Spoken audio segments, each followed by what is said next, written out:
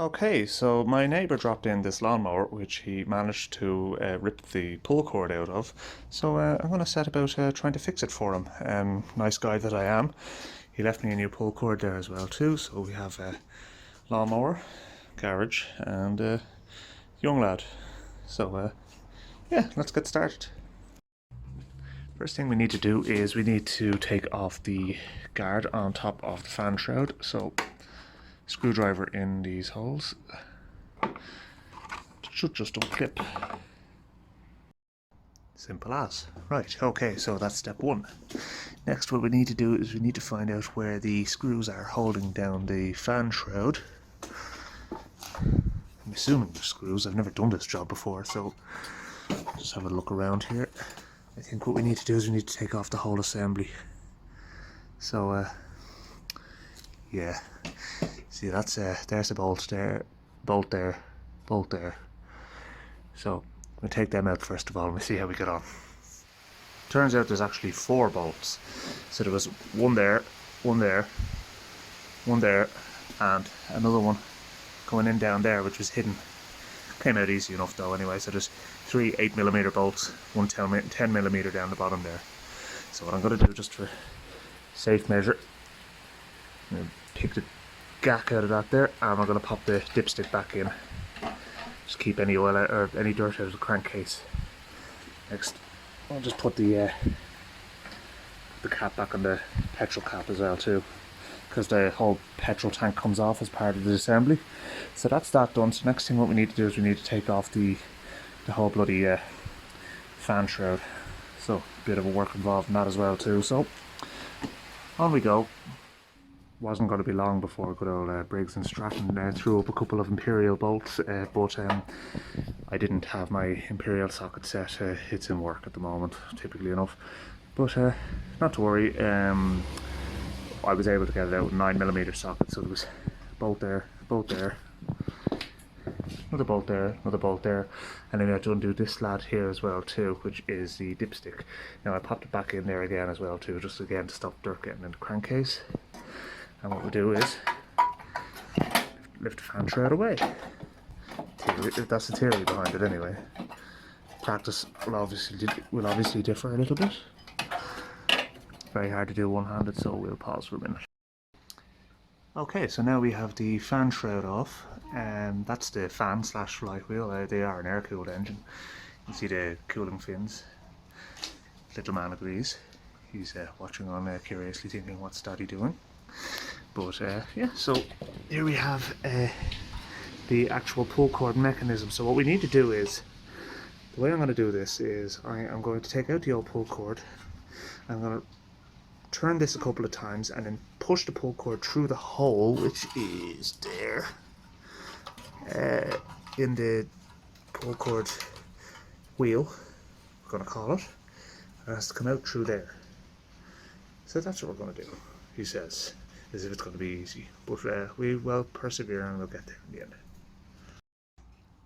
Honestly, it was never really going to be that straightforward, was it? I ended up having to take out the wheel from the fan shroud.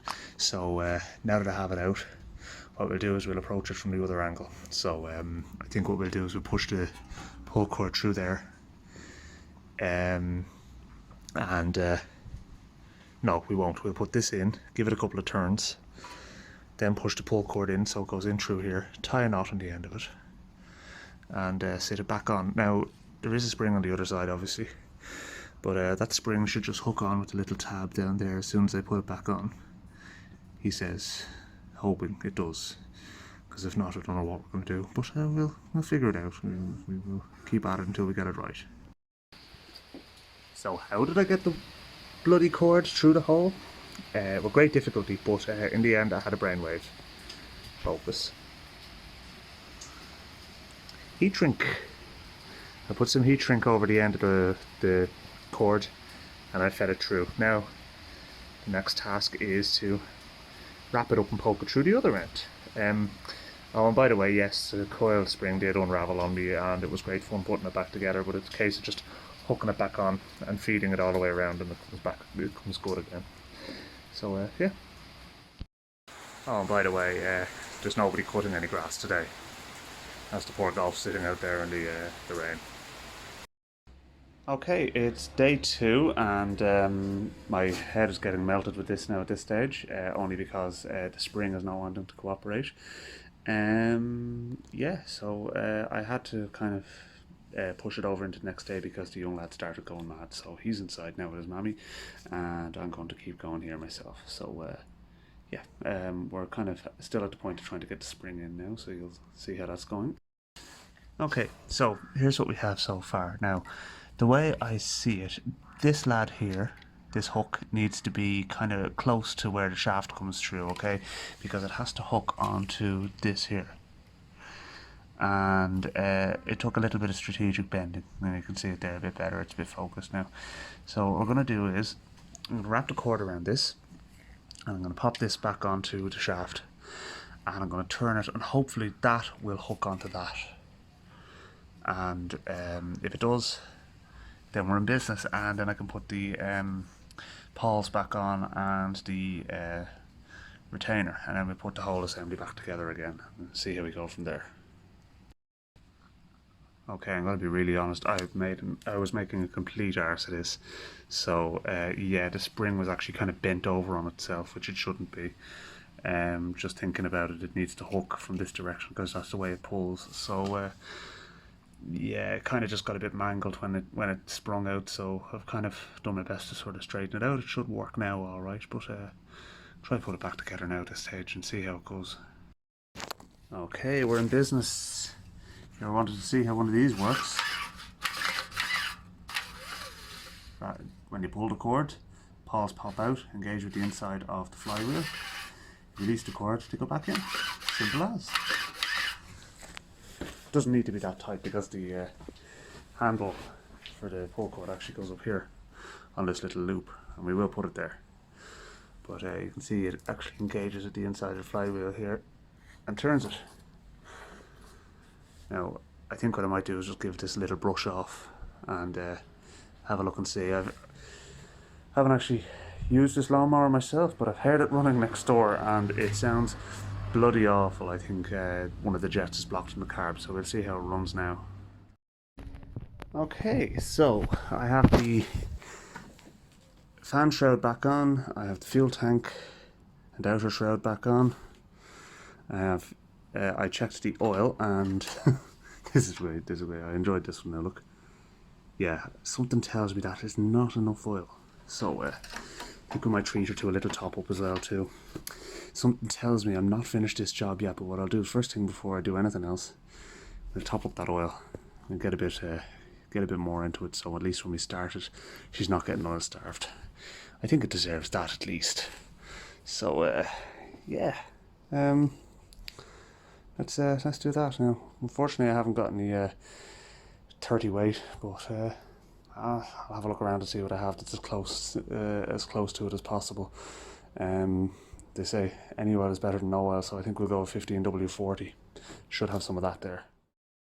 On second thoughts, she's getting an oil change. Let's treat it. There's the filth that came out of this thing. Yeah, definitely needed an oil change.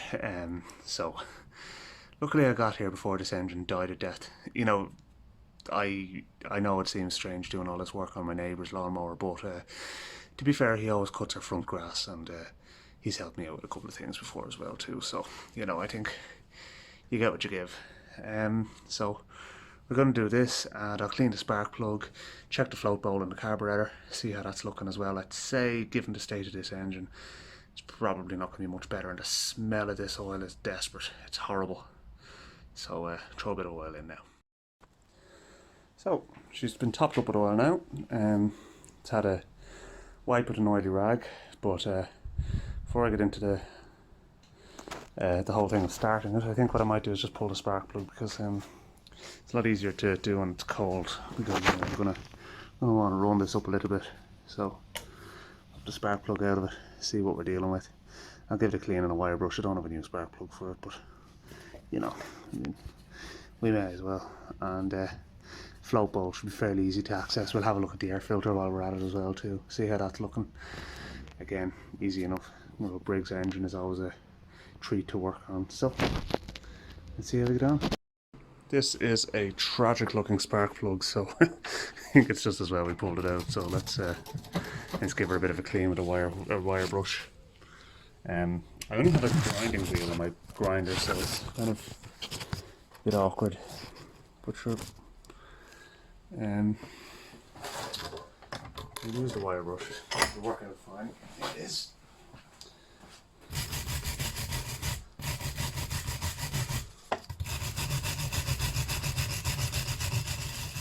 You know, of course, a dirty spark plug like this always indicates that the engine's not running right, so I would say we're far from finished on this.